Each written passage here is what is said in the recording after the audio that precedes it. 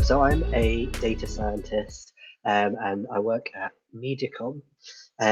So there's a big long title on the screen there, but essentially I'm going to talk about how we can predict the attention on online display adverts within marketing and how we can integrate R, and there's going to be a little bit of Python in there, into that pipeline and use some of these new deep learning technologies.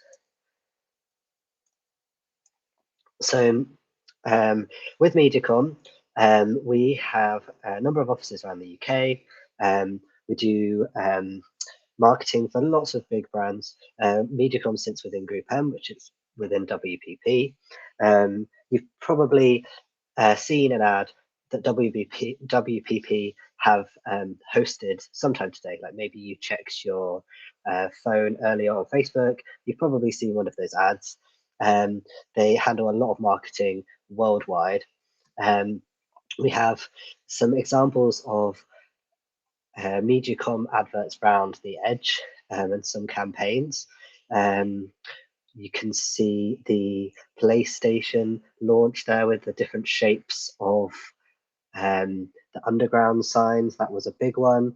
And then we also have the eBay Love Island, which is going on for the last 2 years. So your guilty pleasure is Love Island. You might have seen some of that like key work going on there. Also on the little map in the center, you can see, like I said, where our offices are. I'm currently coming to you from York, so I'm based in the Leeds office, but we do have them around the UK, just unfortunately not in Brighton, I'm afraid. So my team at Mediacom, we work on building apps and dashboards to use within the company that planners or buyers of media might use to work out what's the best media to buy. So you might have questions that in the realm of when might be the best time to put your ad on TV and what might be the best channel. Or you might be asking, how can you increase your brand awareness? Or how do you optimize your campaign while it's still running? And this is a still here taken from our TV optimization tool, TV Boost, which is an answer to the first question about how to optimize the best time to put your TV ad. We've got a high-tech kind of visualization going on there, but that's the kind of things that we build. But you might notice that all of those questions there are working out how to try and optimize some sort of marketing based on how much you're spending. So a cost put onto TV, a cost put into running a campaign. But actually, when you look at what actually drives sales, the different advertising elements, the actual creative is almost 50% of a driver towards sales. So no matter how much money you might put in correctly targeting the ad correctly, or reaching as many people, or putting it in context, if the ad itself doesn't look very appealing, it doesn't attract the attention, that's not going to stick in your mind. And what makes a good creative and how we can improve creatives is quite a hard thing to understand, especially when I was talking about some of the TV campaigns with the eBay Love Island campaign. It's really hard to pin that down. But if we think for a minute about a simpler form of media, such as marketing you get on Facebook, like I mentioned originally, or online when you maybe look at the news, you're going to have lots of things all asking for your attention. And the first thing that grabs your attention as you're scrolling down really quickly down your Facebook page is going to be something that might stick in your mind compared to other things. So that's what we were exploring with the attention modeling. So if I move on to that, basically, if an ad is attracting your attention, then that's going to be useful for clicks and maybe conversions on that ad.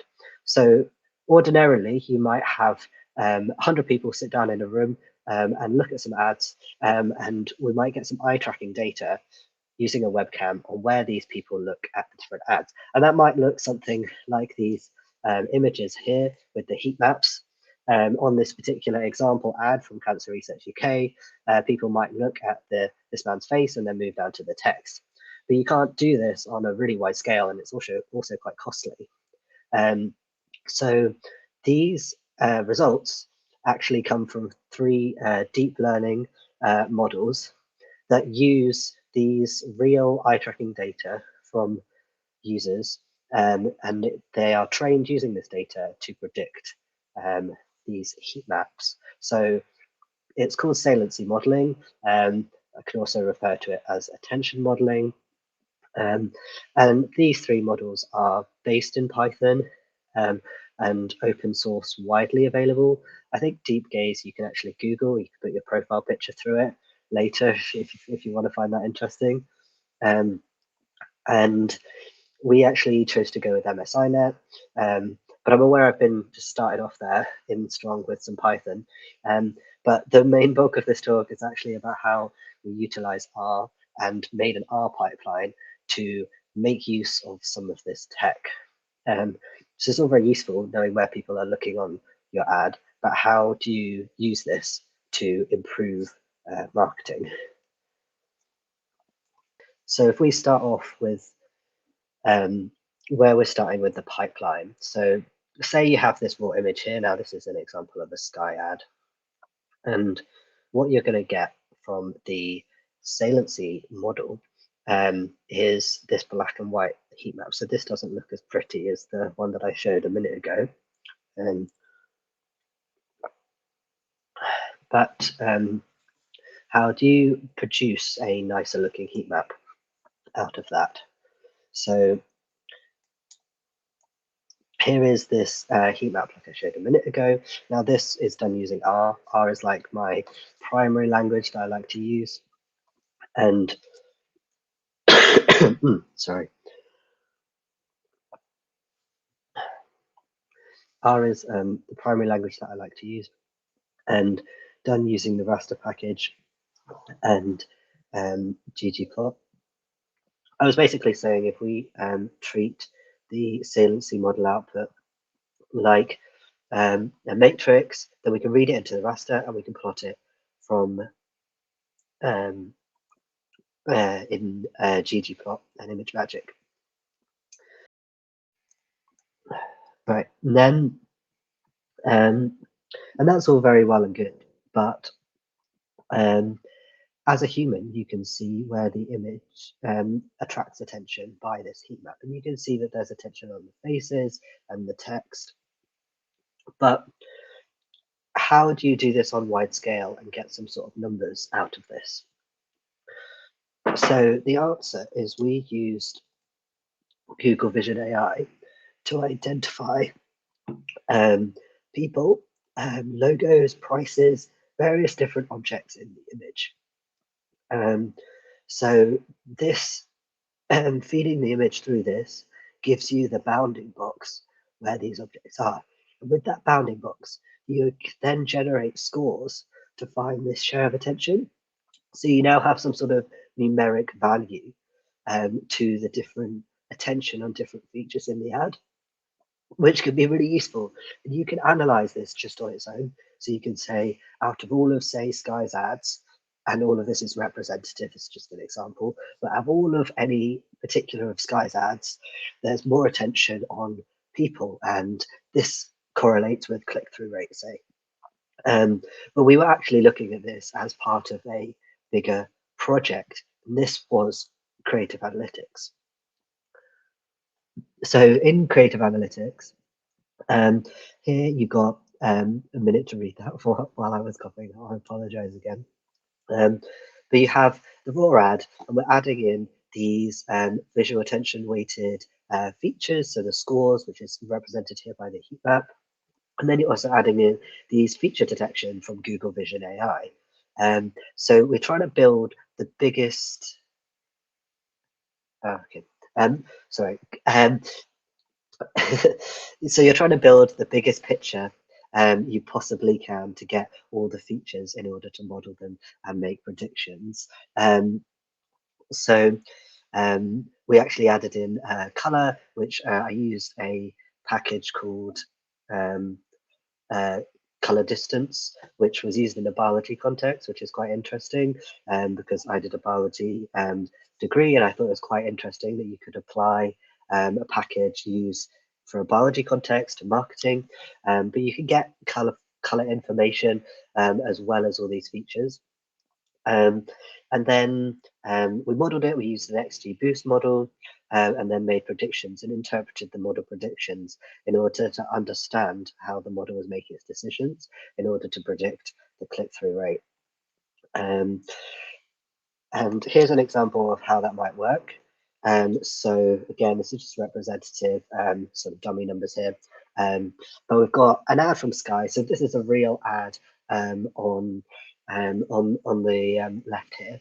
And it has 18 words and a small text error percentage. And one of our findings was actually that you want less words and you want them to be bigger. So we made this simulation using the model to say what happens if we half the word count and increase the text error percentage. So I didn't actually make this ad. So although it's here in the slides as a representative made just using paint just for you to see, all you need to do is change a row in the data frame in order to model this and make a prediction.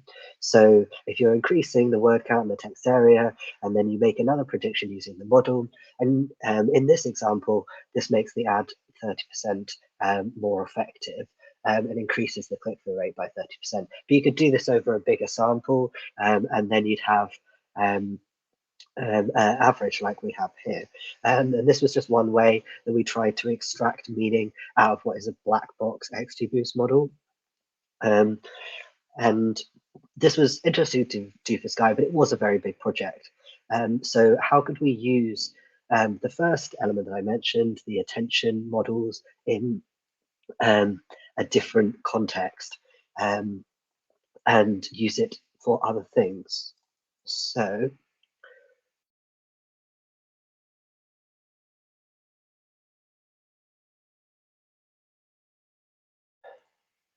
So in a real world scenario, you're actually going to see ads in context. So you have these two examples, which are banner ads, which you probably see over the top of a news page. Here, this is an old example, as you can see, because we've got coronavirus news and we've got Boris Johnson. But you could just copy and paste this in, like using paint, like I suggested before. But actually, I did this using Adverts and WebShot. With Adverts, you can scrape the HTML code, and then you can insert where this banner was before. There was a different ad, and then you can insert a URL for a new image, and then use WebShot to load the HTML up again and screenshot it. And you could therefore automate this process of putting an ad into a space. When you run this through the attention scoring, like before, that's exactly the same pipeline with R plotting with raster and ggplot. And you can see here when there's the race for life and the join now, there's more attention attracted to those than in the other ad, essentially because in the other ad, you can see there's a lot more attention on Boris Johnson. And you can maybe compare different websites. So the same ad in Yahoo, there's more attention on the rest of the page because it's quite a hectic page. There's lots going on. So it might be better to place your ads on the independent as there's less going on, but it might be more expensive.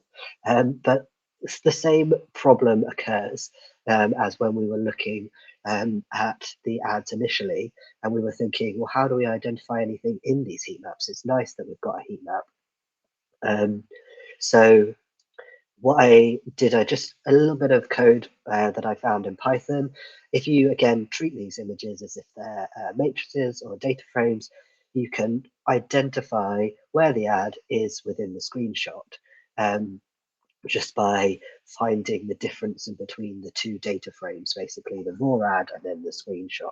So you would be able to identify that in this, on this ad, this is where it is, and there is 50% attention on the ad compared to the screenshot. So it's the same concept of before when we identified where the people were using Google Vision AI, but this time you're just identifying where the ad is on the page. And you might have something like this, which analyzes the attention on different creatives, maybe on the same web page, or maybe it could be different web pages.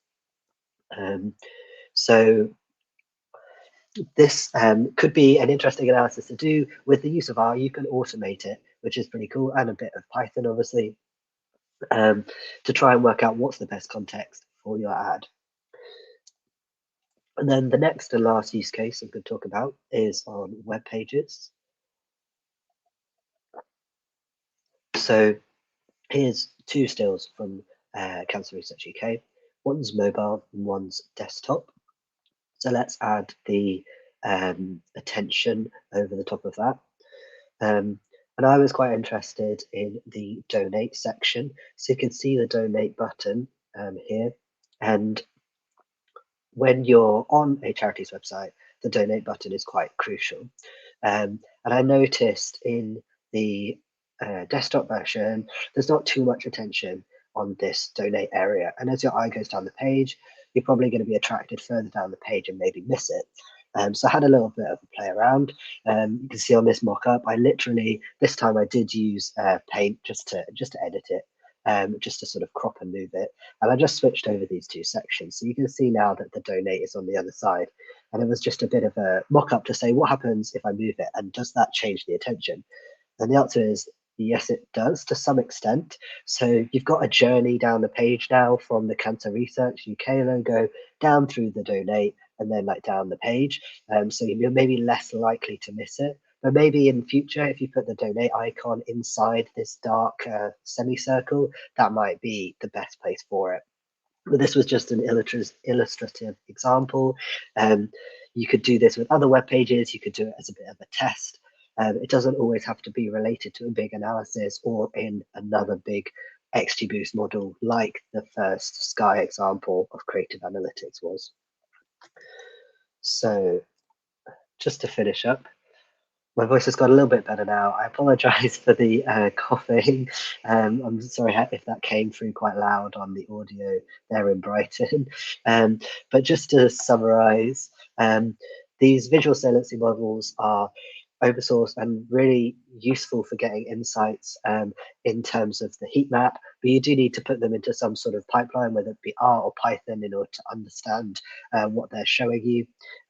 You can then combine all these features from these visual saliency models or from the Google Vision AI to locate different features. You can model them in order to predict the success of the future advert and understand that model in order to make predictions on how to make better adverts. And then using the attention scoring, you could put adverts in context to see how real world users might see them and how they can attract attention away from the web page.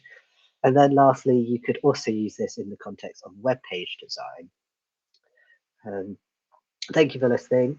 I am open to any questions.